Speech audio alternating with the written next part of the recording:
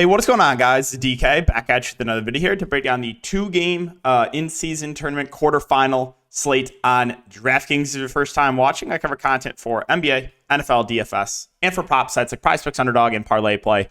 Guys, if you're not on Parlay Play, you can use the link down below for a $100 deposit match bonus. But how it works is a player prop site. You're building out slips of player props. All the sports listed are up here.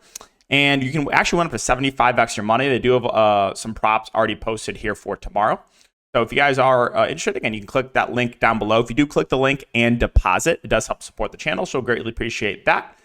And if you guys are looking for more content for DFS or for prop stuff, you can check out my Patreon link down below. Recapping Saturday night, well, it was an insane night. We went 4-0 on Underdog, 6-1 in PrizePicks. We have both our YouTube plays. The only miss I had, Nick Claxton.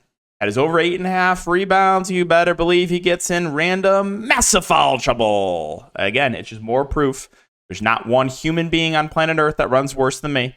But I was just checking to see where I was at for prop stuff as we are closing in at the end of 2023. Currently up 260 units. So if you were tailing all my plays since the start of the year with $100 a unit, you'd be up $26,000. So massive year for 2023, and let's hoping to close it out strong for the end for the rest of December. Also, we can go over my lineup here from last night, and again, we're going to add more proof or more facts to the statement that there's no one that runs worse than me. So let's go over it. I went heavy on the Pacers without Halliburton, played McConnell, played Nembhard, played Bruce Brown. And I was pretty sure that Kyrie Irving was not going to play. I talked about this in the Patreon stream, how I thought that was an edge to get to Luka, who would be lower owned than he should be if we got late news. Well, we got the late news, and we got Luka at lower ownership than he should be, and he went for almost 100 fantasy points. That was an absolute smash. Also had Nikola Jokic at low ownership go for 85. Noel shoots 2 of 97 at massive ownership, and this is what I'm talking about, man. Grant Williams, big part of this rotation. This is what I'm talking about. Jason Kidd too, man. Jason Kidd. They close with AJ Lawson over Grant Williams. What is an AJ Lawson?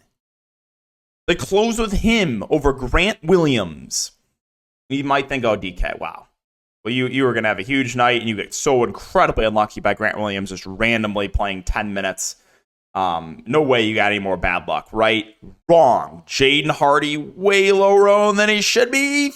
5 quick ones from massive foul trouble for Hardy, and he barely plays because of random massive foul trouble. But way overowned Seth Curry cuts in for Hardy and sees extended minutes. So I still had a good night, but man, if Grant Williams just plays normal minutes and Jaden Hardy doesn't get in random massive foul trouble, I'm probably a millionaire. I can probably retire. So that is the recap there, guys. Hope you had a good night. And let's talk about this two-gamer. So 100K to first. Start off with Boston. No Porzingis. She shook at the starting lineup with Tatum, Brown, Holiday, White, and Horford. Last game, Tatum got ejected.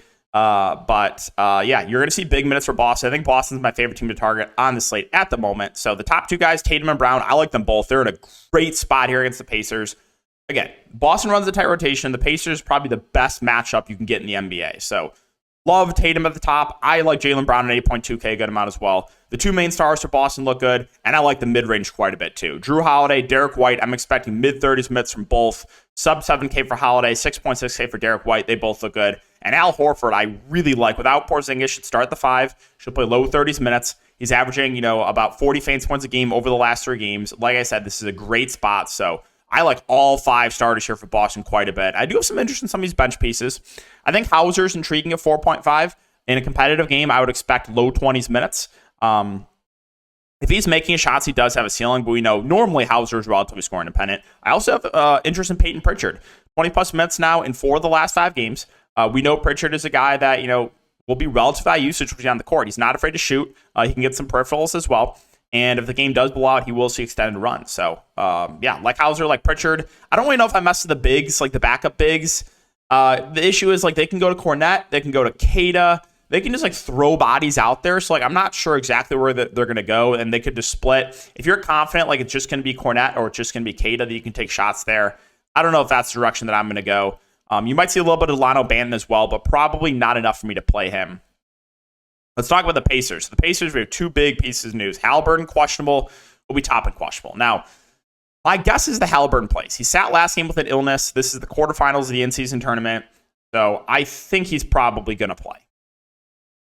But if Tyrese Halliburton does not play, we know what's going to happen, right? You're going to get Nembhard and McConnell splitting the point guard duties, and both would be way underpriced. 4.1 for Nembhard would be one of the best values. 3.4K for McConnell would be a smash as well.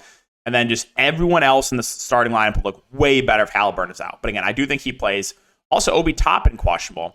He's dealing with an ankle sprain, so we'll see. Obi Toppin's minutes have ticked up.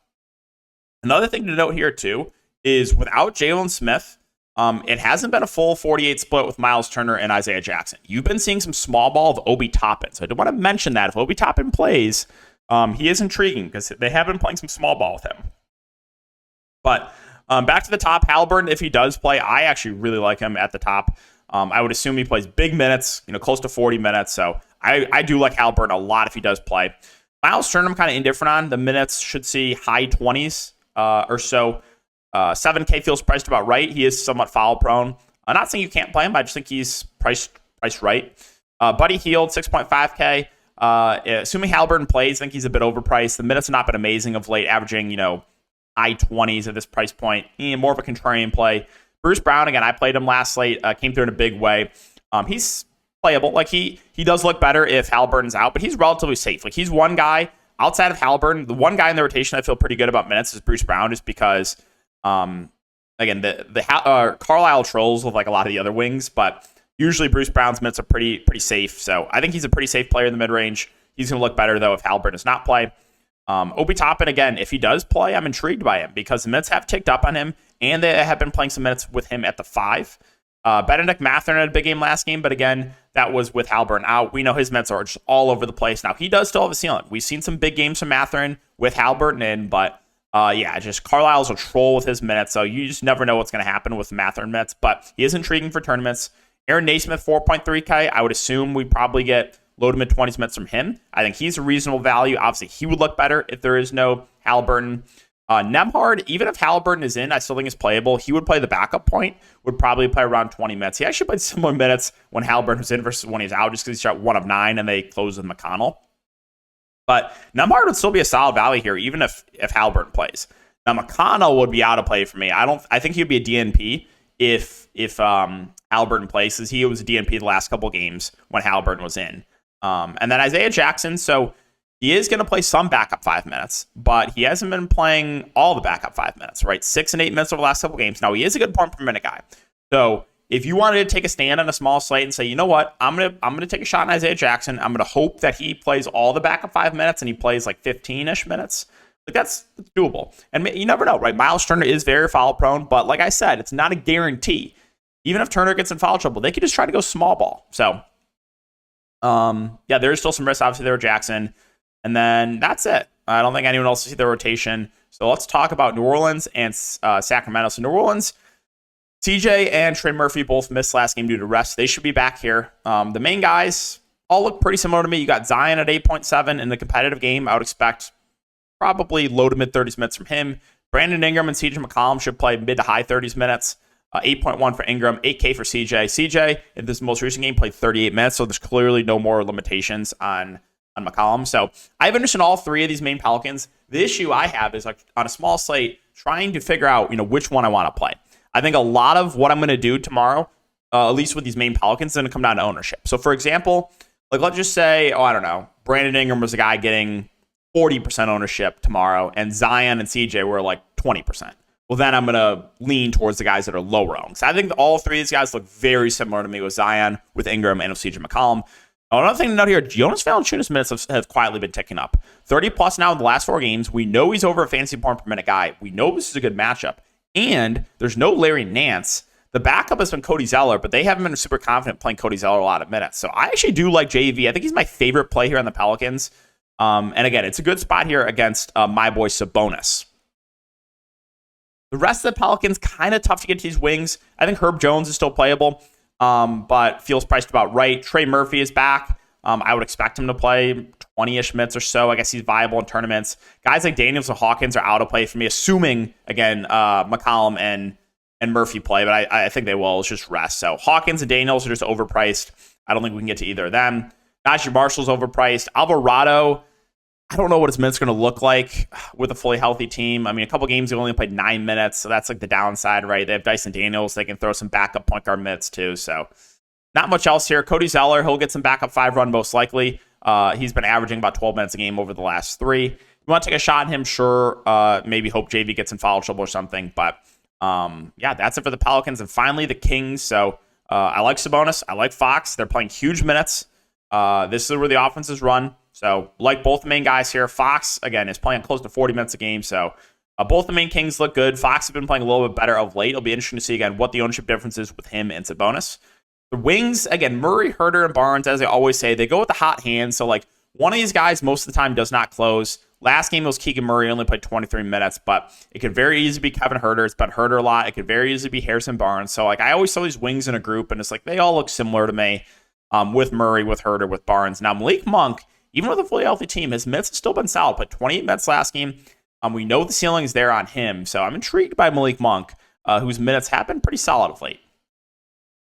Davion Mitchell is questionable. Even if he plays, I don't think we have to go there. Trey Lyles is actually somewhat significant. He missed last game due to a right ankle sprain. If he misses, change up the rotation a little bit because then McGee plays the backup 5, and then the wings probably play a little bit more. If Trey Lyles plays, I think you should probably expect high teens minutes from him. Would be a decent value play. If he misses, JaVale McGee becomes playable. We know he's over a fantasy point per minute player.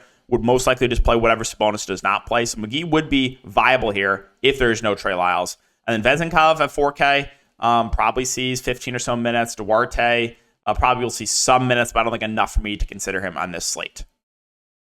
All right, guys, so that's going to wrap up the video. I know it was a shorter one, but again, only 2 games. I believe we have another 2-gamer on Tuesday and then a big slate Wednesday, another 2-game slate Thursday, and I think a big slate Friday. I believe that's the schedule. But yeah, as always, if you do enjoy, make sure to like, subscribe, hit the notification bell. I'll try to get a video up for Prize Picks. If not, I'll be posting some stuff on Twitter. But thanks again.